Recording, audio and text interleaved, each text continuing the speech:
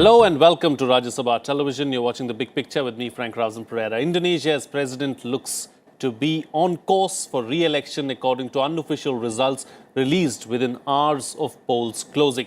Joko Widodo has a lead of more than 10% over his rival, the ex-general Prabowo Subianto, in early results. Official results are not expected until May, but the so-called quick counts undertaken by polling companies have proved correct in previous years. Indonesia voted on Wednesday in the world's largest one-day election.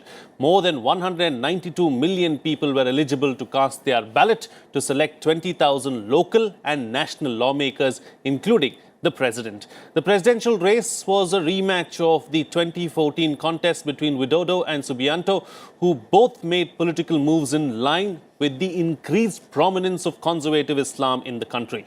Muslim-majority Indonesia is made up of thousands of islands and has more than 260 million people. It is home to the world's largest Muslim population.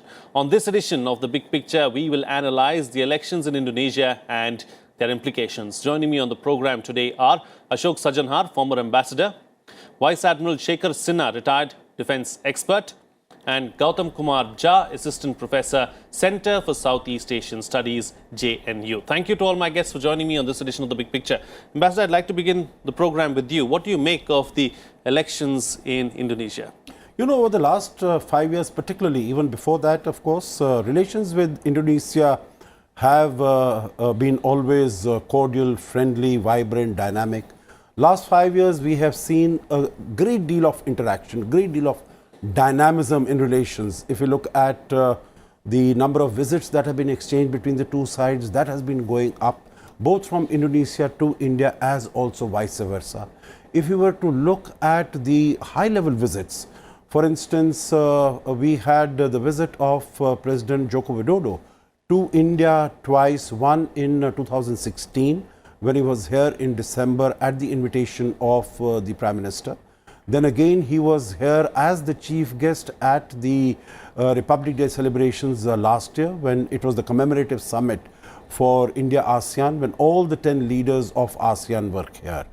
And before that, the two leaders had also met immediately after Prime Minister Modi came to power in 2014.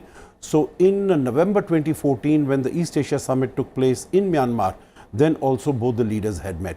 And of course, I think the crowning in all these meetings at the highest level was the visit by Prime Minister himself to Indonesia in May of last year. And that has really taken the relationship forward. So I think our relations are on a very sound footing across the board, whether we put it in terms of political terms, security, defense, strategic, economic, cultural, commercial. I think in every sense of the word, our relations have been growing. The recent issues in terms of problems, whether we call it in Indian Ocean, Pacific Ocean, or the whole concept of Indo-Pacific. So that has come up. So when the Prime Minister was there, then there was a vision statement signed between the two sides of maritime cooperation as far as the Indo-Pacific is concerned. Also, I think what a very big move forward was India's involvement and engagement with the Sabang port in the northwest of Indonesia. So I think across the board there have been several of these initiatives, new initiatives that have been taken. Right. In 2018, when the 10 leaders were here, if you would recall, you know, the term that was used in the joint declaration was Asia Pacific. When Prime Minister went there in May 2018, just a few months after that, the term in the joint declaration was Indo-Pacific. So I think there are those issues also which bring both countries together, and we can look forward to further taking this partnership. Absolutely. Let me go across to Gautam Kumar Jha. Now, you know, as far as these elections are concerned, tell us more about the two main contenders and the election process itself in Indonesia. So, little bit we have to go in the past. When Suharto was ousted after 31 years of his rule in the wake of economic crisis. Then there was a race of becoming president. There was 3 consecutive presidents. One was B.J. Habibie, and then it was Abdul Rahman Wahid, he was nationalist, and then third was Megawati Sukarnoputri. And these three short-term presidents, they were not able to control the economic crisis which country faced. Now the next president is Susilo Bama Yudhoyono. He is called SBY. So he was there for 10 years, and country, came on the track of economic crisis, back to the track, and then country started doing very well economically. Agriculture was doing very well. Human rights violations were taking place. Everything was under control. The second was Joko Widodo. He came from very low economic class. And then he also, this is the second time that he is going to win. So the two presidents, almost coming for 10 years and 10 years. So you see the socio-economic position of Indonesia. They have majorly two classes. One is you have high economic class, and second is low economic class. There is no much, for room for the middle class there. And economy is quite floating economy. As the country witnessed, 1998 huge economic crisis. So what I feel that country do not want to take any risk anymore, right? And as you know that this entire archipelago sits on the ring of fire. So country is faced with numerous natural crises. And third thing was, the country has been facing that, Frank, you have said that the conservative Islam is rising very fast there. So, and the one very important incident took place was that the deputy governor of Jakarta, his name is Ahok. He belongs to a minority community in Indonesia that is called ethnic Chinese. And he was ousted from his post in the citing blasphemy and insulting Islam. So that is one of the most important turning point in Indonesia's entire Islamic politics. That he was ousted, and then suddenly there was some polarizations. See, the high class of Indonesia do not want to take risk, and they want to mingle with all the guys, and then lower economic class, they do not want to take risk. So then the middle class. So some of them are backed by conservative Muslims. So there has been a clear-cut polarization of votes. I have just returned from Java, and I found very few people. I mean, some of the people supporting Prabowo because he comes from in a military background. The people say that Jokowi belongs to a very, very low economic class. That he was a merchant, small kind of merchant, small level merchant. And then he is a very polite person. Second thing is that he doesn't talk much. Right. Whatever he talks, he works on that. And third thing, what I heard from many people saying that he doesn't show off that he is a pious Muslim, unlike Prabowo Subianto. And then he said people say about Subianto, that Subianto Prabowo, first of all, he is coming from Suharto clan. That he was son-in-law of Suharto for some time, and then he rose to a very high level of military hierarchy. And he was head of the Coast Guard, which was comprising of 27,000 armed forces, and that's supposed to look after the readiness of the entire armed forces there. And after that, he became very infamous when there was a rebellion movement in East Timor. Right. Right, and he owns a lot of bad name on the line of human rights violations there. And then he left the country for a very long time. He was in Middle East, then he came back, and then he rose as a very filthy rich person kind of thing. And then what people also say that whenever he talks, there is an attitude he carries. Right. So this is a brief history really as far as the two contenders are concerned. Right. Absolutely. Let me come across to the Admiral now. Admiral, so as far as Indonesia is concerned, what is the archipelago's importance in the region? Very, very important, Frank, as the ambassador pointed out. There are 14,700 odd islands. And just before the visit of our Prime Minister Modi to Jakarta last year in May, the Minister for Maritime Affairs, he was in town, he was in Delhi. And he spoke at the Nehru Memorial Library, and we had a one-to-one chat for about half an hour. He's a retired Major General of the Army, and he said, I do not know why did Indonesia not pay enough attention to the Navy all these years, though I am an Army officer, because he's realized the importance. We have understood the importance of Indonesia as an archipelago, centrality in the geography of the ASEAN and the Indo-Pacific, but the Indonesians had probably not realized this so well. Right. But from the time the democracy has come, they want to keep this democracy. It is not a very old democracy, but it's nascent. So President Jokowi, who is likely to be re-elected, as you mentioned, the good thing that he has done is he has got the chairman of the Islamist ulema of Indonesia, Maruf Hamid. So what happens, the Muslim community, Islamist community is very much on board in many places. But the only trouble is that people don't see him as an Islamist leader, I mean broadly. And to possibly fill that gap, he has selected his running mate accordingly. Whereas the general, he is considered as a little more inclined towards the Islamism. But at the end of it, I do not think that any one of them will give a sort of government cover to the rise of the radical Islam. So that is a very good news for us. The second thing is the minister who came here, and he was very clear that they were quite upset with the assertiveness of China in the South China Sea.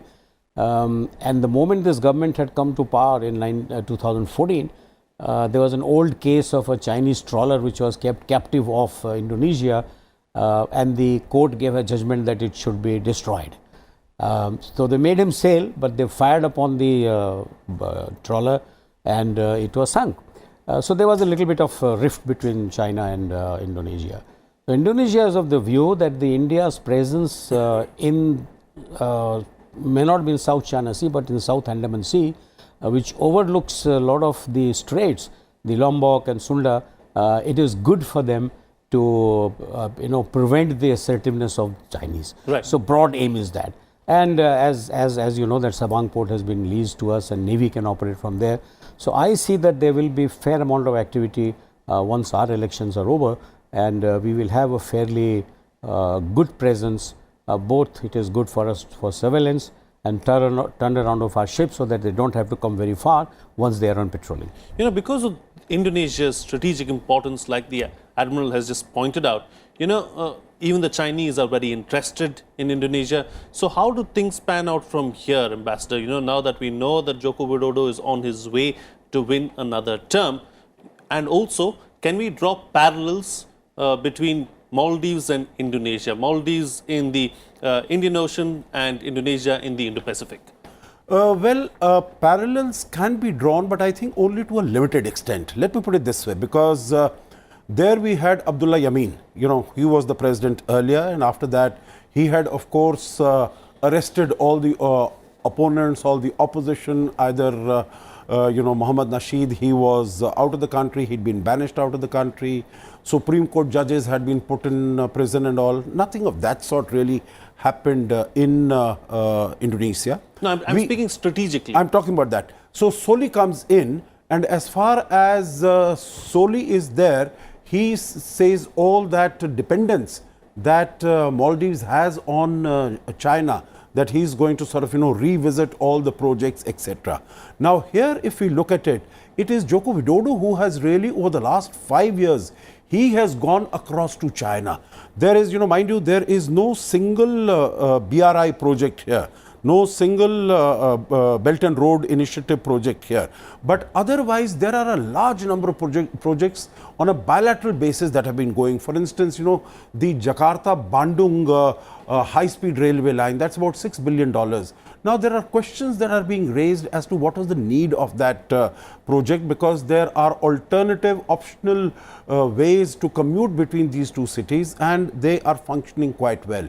Then there are hydroelectric power projects. You know, we have seen at the back, we can see the map of Indonesia, 18,000 archipelago, 18,000 islands. One of the biggest islands is Borneo. It is actually the second largest island in the world. 2/3 of that is occupied by Indonesia. In that, you have an $19 billion hydroelectric project.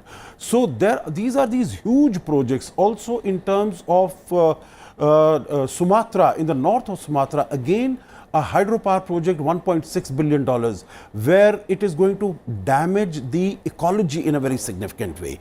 So one is that there are these huge projects, people don't really know whether they are required, whether they'd be useful or they'd not be useful. Similar was the case in Maldives. Since you mentioned Maldives, there are so many projects that have come up and people are not really certain what is going to be their utility, whether people need it. If you remember, similar was the case in Malaysia when Dr. Mahathir came and he cut out that east coast railway link, about $21 billion. That was also something similar. He said Malaysia doesn't need it. So one is, what is the utility of those projects? Number two, in terms of sustainability and in terms of environmental protection. Number three, the biggest thing is, it is what the people and what the general, his contestant, has been complaining is that to complete all these projects, you have Chinese workers coming. And if you look at the number of Chinese workers, it has really gone up very much over the last 5 years. So there are these problems, these objections to Chinese enhanced, increased involvement in Indonesia. So, meaning, of course, it is recognized that countries in ASEAN, they need investment coming in from China because they have to improve their infrastructure. But what the people are thinking, what the people are saying is, like in Maldives, like in Sri Lanka, like in Malaysia, that the dependence of the Jokowi government on China has been far too much. But of course, they would also like to balance the presence of China, and hence this outreach also to India. And India, I think, because of the very good personal close rapport between the two leaders, and also because of the strategic need of both the countries to cooperate and collaborate in this region, I think both of the countries in the area of security, strategic and defense affairs need to do very many things together. Right. So that having been said, what kind of influence does China have over Indonesia? And is it easy really for a small nation like Indonesia to brush aside the might of the Chinese? All right. Thank you. This is really very important questions. See, there is very quite influential number of Chinese diaspora there that comprise around 5 to 6%. And these Chinese diaspora so far have maintained their own culture and traditions. They speak Chinese language. And there are almost 13 Chinese dialects spoken only in Indonesia. And these people make a kind of, it's called Chinese network. And through this network, they do business. And that has placed the entire small and medium scale industries of entire archipelago in a very bad shape. Means if you go to any supermarket or any small market, at least you can find 70 to 80% of the goods made in China. That is really pathetic, right? As Ambassador Sajan has said that there is a lot of Chinese investment there already. So this is, apart from the entire economy is completely hijacked by China. So it would be really very hard for the new president, Jokowi, to completely brush aside. Particularly, you see, there are certain few Chinese conglomerate. Allegedly, they also manipulate the poll. They also support the particular parties to, as I have heard that there was Chinese conglomerate who were supporting 50-50. Since Prabowo was, he has shown that, empathy towards Chinese diaspora there, Chinese businessmen there. So I've heard that the Chinese conglomerate started supporting Prabowo as well. And then in the last statement, Prabowo has said that he doesn't have any problem with Chinese and businessmen there. So it would be very difficult for them to brush aside Right, China. right. So that having been said, Admiral, let's focus on the Indo-Pacific now. And how does Indonesia fall into the scheme of things for both India and the United States? Because both nations have strongly been speaking about the Indo-Pacific. Very important, and I think Indonesia has realized its importance and centrality, as I mentioned. The big thing that is happening is, this electoral politics. It has become more of a individual identity politics, and when you have individual identity politics, then the accommodation of the counter views are a little more easier, because then you don't follow a very party line and don't stick to it. So my sense is that the present the East Coast Railway link, which the ambassador talked about, as you know that Mahathir has renegotiated the whole thing, and there has been a 30% reduction in the cost. And yesterday's newspapers in Malaysia, they have said that this might work as a good input to the countries in the Southeast Asian countries and ASEAN who do business with China to take a relook. And one of the reasons why the Chinese have been investing equal amount of political energy in both the candidates, but that is how China works. If you go to Maldives, you can't brush aside China. Forget about Indonesia and Maldives. I think anywhere in the world they can't be brushed aside. They're wielding their influence in Europe as well now. Very much, Europe, and now I believe that even South America, the one port they are going to be developing. So wherever their business interest lies, they will be very much be there. Indo-Pacific, very frankly speaking, that the Indonesians will not support any Chinese assertiveness, and they will probably be, may not be very openly, but they will be inclined to take the security cover of the Americans in the South China Sea, and whatever is exposed into the Indian Ocean, India is already there, and the security of those islands which are open to the Indian Ocean side will automatically be taken care of because of the Indian Navy's presence. Because the Indonesian Navy is not very big; they're very small navies. In fact, the population, the number of islands they have, the Navy is just nowhere. And that's exactly what these new ministers, who are the ex-army officers, they have realized that there's a very need to. So I think that Americans, Indians will help them in building their capacity in the future, and they will have a very much a mid sort of post, if you like, in the Indo-Pacific. It will fall right in the middle, and it will also take care of some part of the Pacific if the Americans have a fair amount of indulgence. All right, quick closing comments now from all my guests, starting first with you, Ambassador. So considering that the quick counts have never been wrong, and Joko Widodo is well on his way to get another term, what does it mean for Indo-Indonesian ties? I think it means it augurs well, because he is well known, as I mentioned right at the beginning. We have developed relations with him, and it would have become very clear to him during, of course it would have been known earlier also, that but during the election campaigning, that what a negative image that China has as far as the country is concerned. And I'm sure there are so many countries in ASEAN which want to balance the presence of China in their countries and in the region with greater presence of India. So in that sense, I think India would have much greater possibilities.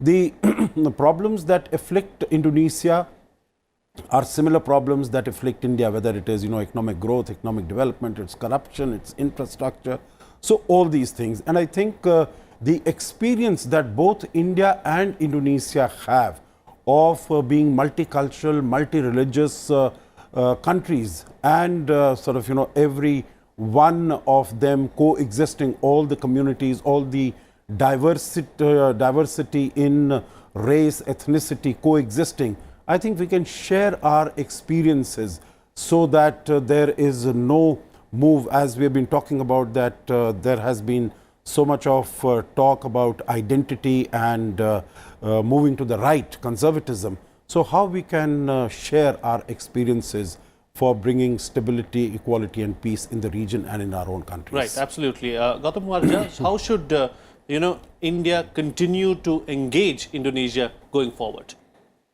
One of the most important things we have to see that where there is room for us to intervene in this. First, I would say that higher education, that we are in a bit advantaged stage that we can invest in higher education. Second is agricultural side. India is, both these countries is based upon agriculture, so we can go ahead. And third would be IT and other space research kind of things. So these are the fields, and rest we are doing very well. Also, we have to see that we have a huge trade deficit.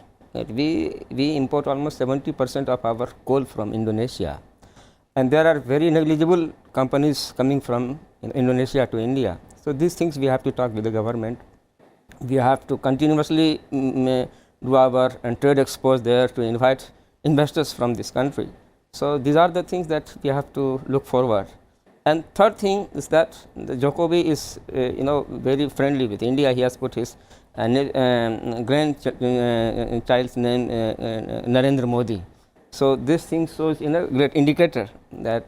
And then one of the most important factor is soft power. Right. That majority of Muslims of Indonesia, they adhere to Hindu culture, and they still keep their children's name or their name on the name of Krishna, Suharto, Sukarno, Sukarno. This kind of things is one of the very important aspects. So definitely, as Jokowi has come with Maruf Amin, he is head of the ulamas. So Jokowi has said that before he filed for nomination that he is a nationalist, and he is coming with his friend who is religious scholar. Right. So this is the best combination. Indonesia, who is whether 87% are Muslim, so best combination for a country. That country will go ahead for. So they've struck a balance, really, is what Absolutely. you're suggesting. Admiral, close the show for us with your concluding remarks. I think it's a very good thing that if he comes back to power, because we have already established a very high degree of convergence on the maritime affairs, and there are talks that Indonesia could participate in our Make in India effort, and some of the trade gap which Professor Shah talked about, they can probably be filled up if we have Indonesia on board in the defense production sector, right, with our Make in India drive by the present Prime Minister. These trade gaps can be filled up by building the capacity of their Navy, training more of the Indonesian officers and sailors and army people here, and do it just to cover the trade gap. I think it's a very good days are ahead with the in Indonesia-India defense ties. All right. Good days ahead. Great times ahead is what the panelists are suggesting as far as ties between India and Indonesia are concerned. With that, I'd like to call it a wrap on this edition of The Big Picture. Thank you to all my guests for joining me on the program and putting things into perspective for us. That's it from me. See you again next time.